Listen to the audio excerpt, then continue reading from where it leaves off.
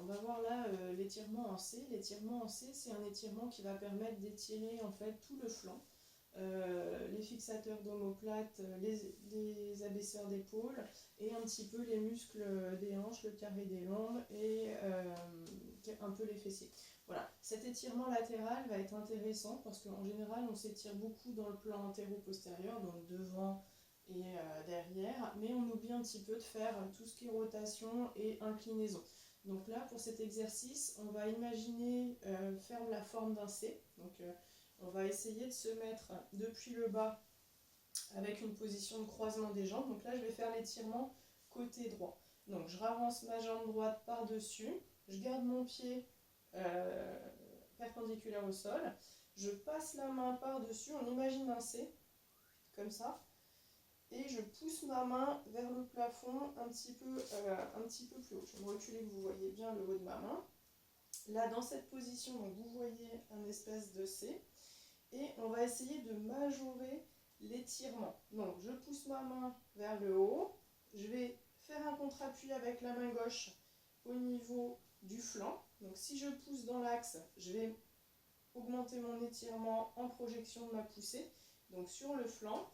Si je pousse dans le grille costal, donc là, je vais me répercuter l'étirement plutôt au niveau des côtes, sous les insertions de l'épaule, etc.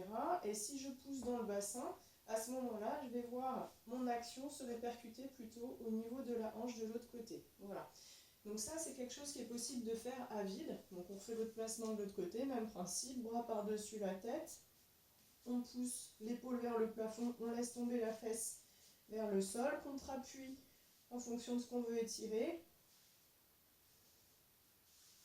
Et puis, on peut essayer d'étirer comme ceci les deux côtés. Si c'est pas facile et si on a l'impression de ne pas réussir à se détendre complètement, on peut s'aider d'une porte. Donc, je me suis mis à côté d'une porte. L'idée, par exemple, si je veux essayer d'augmenter un petit peu mon étirement pour le côté gauche, va être de mettre donc mon pied gauche le long de la porte. Là, je vais avoir ma main gauche qui va venir accrocher le sommet de la porte et je vais pousser comme pour la position d'avant au niveau du flanc. Donc là, à niveau, ça se répercute au niveau. Ici, si je pousse en oblique vers le haut, ça va se répercuter au niveau du grille costal. Et si je pousse dans le bassin, ça va se répercuter aussi dans le bassin. On peut simplement attendre comme ceci. Donc le pied gauche bloque la porte, le pied droit tient l'équilibre, la main gauche étire et se suspend au sommet de la porte et on essaye de rester dans le plan, c'est-à-dire de rester perpendiculaire à l'axe de la porte. Voilà, et on souffle bien et on laisse tomber. Le poids des fesses va tirer vers le bas et on étire tranquillement comme ceci. Voilà. Donc, autre possibilité d'étirement que vous pouvez faire avec une porte, c'est les étirements en suspension. Donc là, tout simple, je vais faire une suspension de face. Donc je vais venir mettre mes pieds au ras de la porte pour la tenir. Je vais positionner mes mains en haut de la porte et tout doucement, je vais faire en sorte que mes fesses tirent mon dos vers le bas et je me tiens en haut de la porte. Je souffle bien, j'étire. Donc là, je vais sentir une décompression au niveau des étages vertébraux. Légèrement, je vais sentir que en soufflant, j'arrive à relâcher les tensions et à laisser aller les fesses vers le bas pour tracter et allonger vraiment au niveau de la colonne et relâcher. Également, pour les fins de rééducation d'épaule, ça peut permettre d'avoir un étirement au niveau du creux de l'aisselle, sous l'épaule. Donc je souffle bien, je garde les hanches fléchies pour avoir le dos bien droit. J'essaye de garder l'alignement de la colonne. Et là, mes fesses tirent un petit peu comme si je voulais m'asseoir dans le vide. Sauf que mes épaules, elles sont maintenues par les mains crochetées en haut de la porte et que je ne peux pas. Donc ça fait vraiment, les fesses tirent vers l'arrière et les mains restent en haut. Voilà.